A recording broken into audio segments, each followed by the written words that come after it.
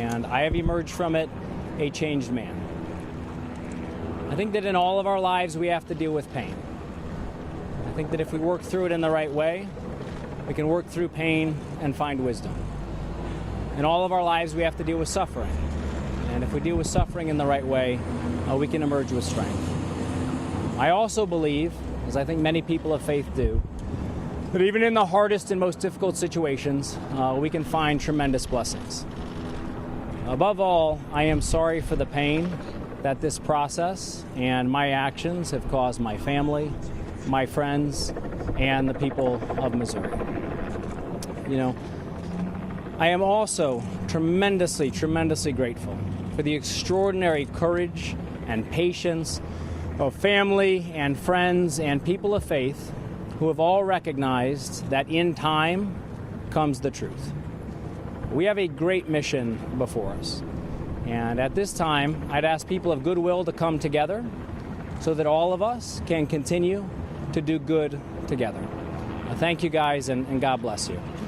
And I'm going to be with my family right now. That was Governor Eric Greitens addressing the media that is outside. It is a media frenzy here right now. That was the governor talking about the charges being dropped, the case being dropped. We are still waiting for his lawyers. They are expected to come out and make a brief statement. Now, that case was dropped, the felony invasion of privacy case, because a circuit attorney has been called as a witness. A special prosecutor is going to be called, and they may be then refiling those charges. But as of right now, the case has been dropped. We are in downtown St. Louis at the courthouse. The governor just spoke with us. The lawyers are now coming out to speak. We'll listen in right now. Here they are walking to the podium. We'll hear what they have to say. Obviously, we're very delighted with the outcome. Do you mind just stepping to the microphone so we can all hear you? Obviously, we're very delighted with the outcome. Governor Greitens was completely 100% innocent of all of the charges. From the date that the case got filed, the evidence just got worse and worse, with people getting paid to be witnesses and with the lack of any evidence coming to support it. Today, of course, I think everybody knows we moved to dismiss the case 4 hours ago on the grounds of no evidence. So this decision to non-prosecute the case falls right on the heels of that. It also falls right on the heels of a judge who's looked at all the evidence and in the best position to know, ordering the circuit attorney to sit under oath for deposition testimony about this mishandled investigation. The case could have proceeded if they were truly ready to go, but rather than answer questions about what happened here, they dismissed it. The case was going nowhere. There was no evidence to support any of the elements, and we're very excited for the governor to be out of the way of these charges. So thank you. What did you want Ms. Gardner to talk about? Well, we had scheduled what was called an offer of proof, and it's important to note that the judge not only allowed us to endorse her as a witness, and he allowed us to endorse her as a witness because she has set herself up as basically the lead investigator. She made herself a witness to the perjury that her investigator created throughout the course of this case and his misconduct. She was the only witness. The judge recognized at least the probability that she would have valuable testimony. We were allowed to endorse her, but that was only the first step. We had to do an offer of proof. That was going to go on this afternoon. At that point, Ms. Gardner had two choices. She could dismiss the case or submit herself under oath to determine whether or not her testimony would be relevant. She could take the Fifth Amendment. It was my belief, our belief, that she was going to take the Fifth Amendment because she was in a position to know what her investigator did. She did not stop the perjury. She tacitly agreed to it, and it was even worse. Then she suborned it. And it was misconduct from the beginning of this case to the end. I can tell you in 35 years, I do not take that allegation lightly.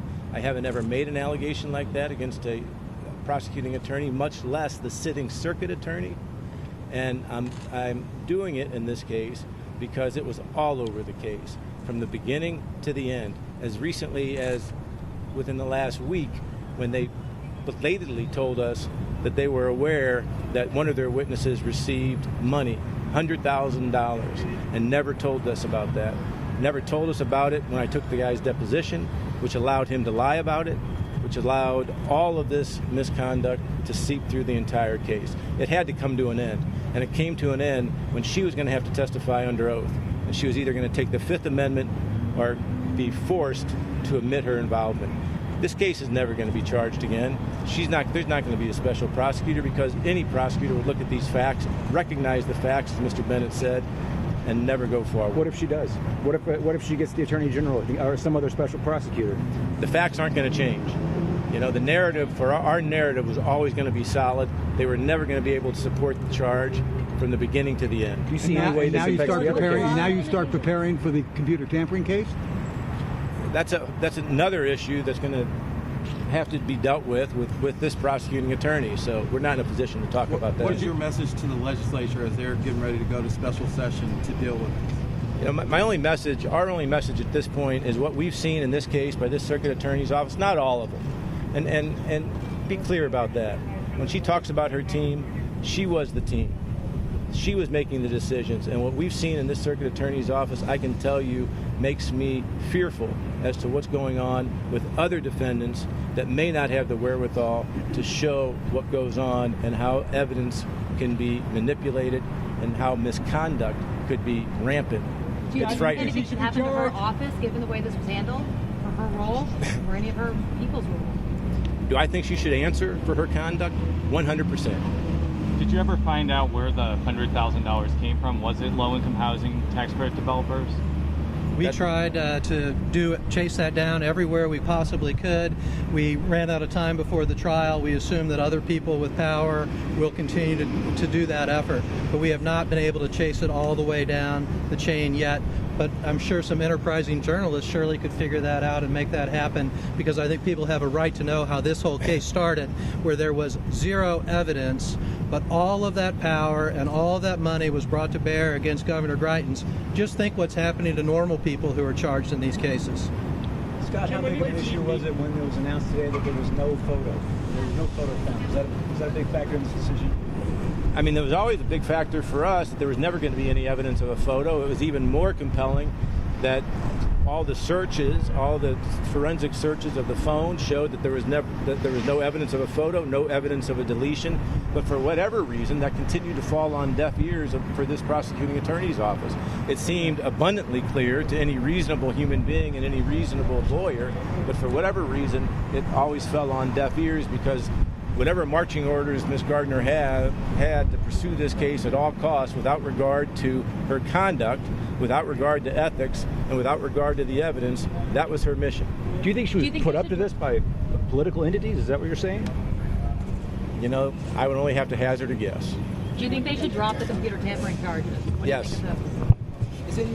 You are listening to Governor Eric Greitens' lawyers on the felony invasion of privacy case. I'm just right an now, employee that of case this man right here. Who's paying for the governor? This can't be cheap. The governor is personally responsible for his legal fees. To date, there's been a legal defense fund set up for people to contribute if they choose to, but that's all fully disclosed. And to my knowledge, we have gotten, I know my firm, for example, hasn't gotten any legal fees paid for out of the legal defense fund, and the only money coming in has been from Eric and Sheena. For a case like this? Well, I've gotten a lot of really good dinners.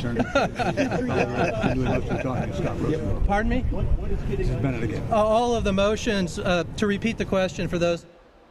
All right, you have been listening to attorneys for Governor Eric Greitens explaining. You've been listening to attorneys for Eric Greitens explaining the situation with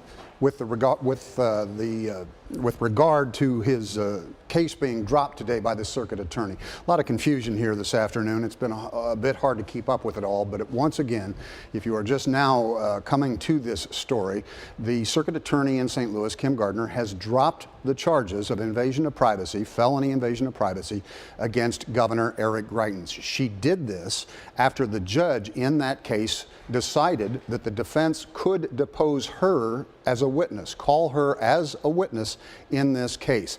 She released a statement indicating that there was no way for her to proceed under that condition, and so she is dropping the charge against the governor, and she is asking that a special prosecutor be appointed to proceed with the case. The special prosecutor, once appointed, then could refile the charges, we are told, and the case could proceed. But if and when that would happen, there is no real indication today. Just a few minutes ago, the governor came out and addressed reporters on the steps of the courthouse in St. Louis, indicating that this had been quite a burden on him and quite a burden on his family, but that he was grateful for the way things have turned out, and he intends to go forward now with his life and with his career as governor. The lawyers were more strident in their comments, indicating that there has been gross mismanagement of this investigation, that Kim Gardner has broken a lot of rules with regard to that investigation, and that needs to be called to account. So we are at the point of starting over to some degree. We were 3 days into a jury selection process here. Jury selection beginning last Thursday. There were several days of picking people who could be questioned further. That was going to ostensibly happen tomorrow, and then we were expecting opening arguments in the case to occur on Wednesday. That, of course, now is not going to happen. There will be no trial on Wednesday, and as to when those proceedings do begin, we are not sure. Lurking in the background is a second case with regard to the donor list allegedly used by the governor's campaign. That is still to come. So we will be watching all of this, and we will continue with our coverage of this situation with the 6 o'clock news that gets underway right now. Live from across mid-Missouri, this is KRCG 13, live at 6. So if you are just joining us, we begin with the latest on Governor Eric Greitens. If you were with us at 5 or during the last half hour, you know now that 3 days into jury selection in the invasion of privacy case, the St. Louis Circuit Attorney has dropped the invasion case and has called for the appointment of a special prosecutor. KRCG 13's Megan Lane is live in St. Louis with reaction and to explain what has led us to this point. Will testify or make themselves available for cross-examination. Kermit, that's right. The case has been dropped by the state. That's because the circuit attorney has been called as a witness. Now, there will be a special prosecutor that will be appointed to this case. It's unclear, though, if that special prosecutor will refile charges. Right now, behind me, there is a frenzy of media that has swarmed the area of the front steps of the courthouse. That is because the governor's lawyers are speaking right now to the media. They're talking about the case and how they thought it was a solid case that they had, that there was no evidence of invasion of privacy, and because the state did not ever produce a photo. The photo in question was supposed to be of the governor's mistress in a partially undressed state. Now, the lawyers are saying that there was a lot of mishandled information, that the facts in this case aren't going to change if a special prosecutor is appointed and they decide to refile those charges. They say their narrative is always going to be solid. They said they're now going to start looking at the computer tampering case. Another case will have to deal with the circuit attorney's office. When somebody asked if they think the circuit attorney should be held responsible for her conduct, they said 100% so. That circuit attorney is Kim Gardner. They're still talking about her and her misdemeanor and how she acted in this case and how they thought it was unjust. The governor just came out moments before the lawyers, and he was talking about how he is deeply sorry for the pain that he has put his family and the state of Missouri through. We're going to listen in to hear what else the lawyers are having to say. And we have some other things to take care of, so thanks very much. Thank you, John. Okay, it just wrapped up. We have been streaming that news conference live on our Facebook page. You can catch it all there. Of course, we will keep you updated and informed on everything going on. We have a live blog on our website right now, krcgtv.com. You can see all of our tweets and all of the media that we have going on there. The St. Louis Circuit Attorney's Office is now speaking out after the dismissal of the case. KRCG 13's Ashley Zavala joins us live in the newsroom with why she says she was left with no other option. Ashley? Yeah, well, Megan, St. Louis Circuit Attorney Kim Gardner says Eric Greitens and his legal team have taken a, quote, scorched earth legal and media strategy and relentlessly attacked intentions, character, and integrity of every person involved in investigating the governor. Now, she says his legal team's request to endorse the circuit attorney as a witness was a tactic used to distract people from Greitens' actions. Gardner says the judge, quote, made an unprecedented decision by granting the request. The court's order places the circuit attorney in the impossible position of being a witness subject to cross-examination with the offer of proof by her own subordinates. Now, she says her office will research the best step forward. Gardner says she'll either make a decision to pursue a special prosecutor or she'll appoint someone in her own office. For now, reporting live in the newsroom, Ashley Zavala, KRCG 13. Okay, and we want to tell you that there were no cameras, phones, or any electronics allowed in the courtroom, so that's why there is no video. But KRCG 13's Garrett Berquist, you were there. Explain what happened, what you saw, what you heard.